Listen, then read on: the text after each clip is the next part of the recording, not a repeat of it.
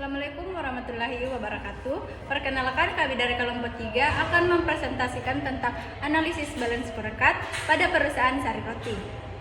Sebelum itu saya ucapkan terima kasih kepada Ibu Kalina Ghazala Rahman, SA, MAK, AK, CPA, selaku dosen pengampu mata kuliah Sistem Pengendalian Manajemen, dan teman-teman sekalian yang telah menonton video kami kali ini. Sebelumnya, perkenalkan, saya Nindya Arianti sebagai moderator yang akan merelokasi kelompok 3, dan bersama rekan saya Hutsaifa sebagai pemateri pertama dan Sustika Paradila sebagai pemateri kedua. Baik, tanpa berlama-lama, marilah kita mulai presentasi kali ini. Pada kali ini, kami akan membahas tentang analisis balance scorecard pada perusahaan Sari Roti yang akan dipaparkan oleh pemateri kita. Namun sebelum itu, izinkan saya memberikan gambaran tentang balance scorecard.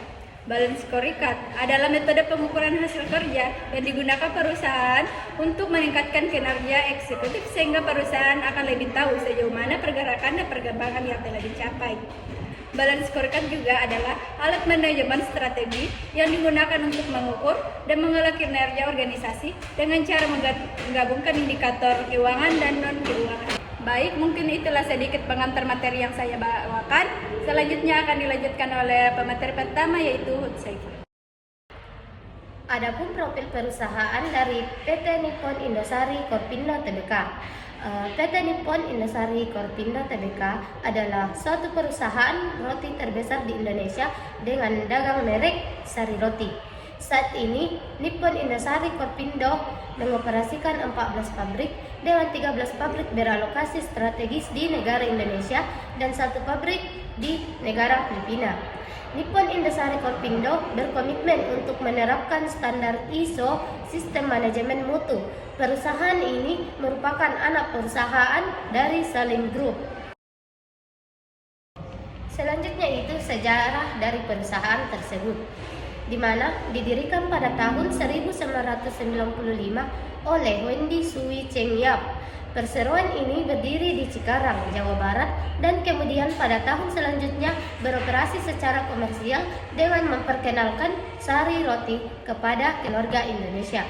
Pada tahun 2001, perseroan ini meningkatkan kapasitas produksi agar dapat terus melayani permintaan seiring dengan pesatnya perkembangan bisnis roti segmen produksi massal.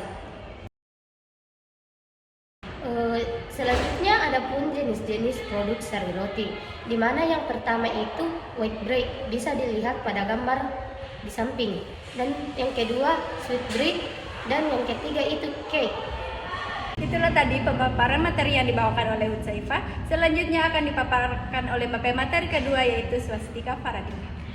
Baik, selanjutnya ada pun analisis balance scorecard pada PT Sari Roti. Terbagi atas 3. Yang pertama yaitu profitabilitas, yaitu Sari Roti memantau metrik seperti margin, laba, return on investment, dan arus kas untuk memastikan kemampuan laba bisnis mereka. Yang kedua, pertumbuhan penjualan. Sari Roti mengukur pertumbuhan penjualan untuk memantau ekspansi dan prestasi pasar mereka. Dan yang ketiga yaitu efisiensi biaya. Sari Roti berusaha untuk mengoptimalkan biaya operasional dan meningkatkan produktivitas untuk mendukung profitabilitas. Selanjutnya yang kedua yaitu customer perspective, yang terbagi menjadi 3 juga. Yang pertama, kepuasan pelanggan. Sari Roti melakukan survei untuk memantau seberapa puas pelanggan dengan produk dan layanan mereka. Yang kedua, retensi pelanggan.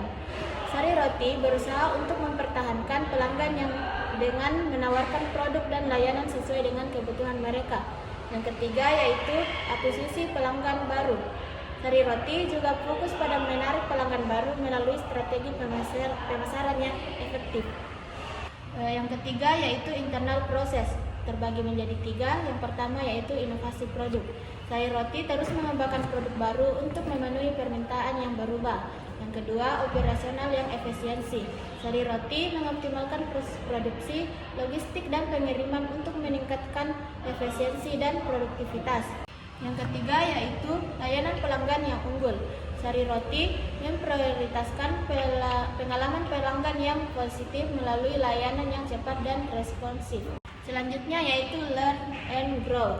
terbagi menjadi 3. Yang pertama yaitu pengembangan karyawan. Pengembangan karyawan, Sari Roti menyediakan pelatihan dan program pengembangan untuk meningkatkan keterampilan dan kompetensi karyawan. Yang kedua, budaya inovasi. Sari Roti mendorong lingkungan yang kerja untuk mendukung ide-ide baru dan pemikiran kreatif. Dan yang terakhir yaitu teknologi dan sistem informasi. Sari Roti terus berinvestasi dalam teknologi untuk meningkatkan efisiensi dan pengambilan keputusan berbasis data. Itulah tadi pemaparan materi dari rekan saya. Dari materi tersebut kita dapat menyimpulkan bahwa balance scorecard membantu Sari Roti untuk menyelaraskan strategis, meningkatkan proses bisnis, dan mencapai pertumbuhan yang berkelanjutan.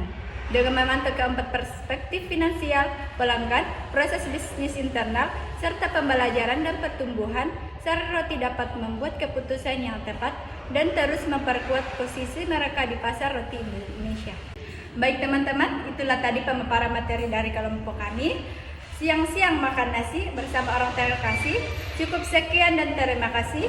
Wassalamualaikum warahmatullahi wabarakatuh.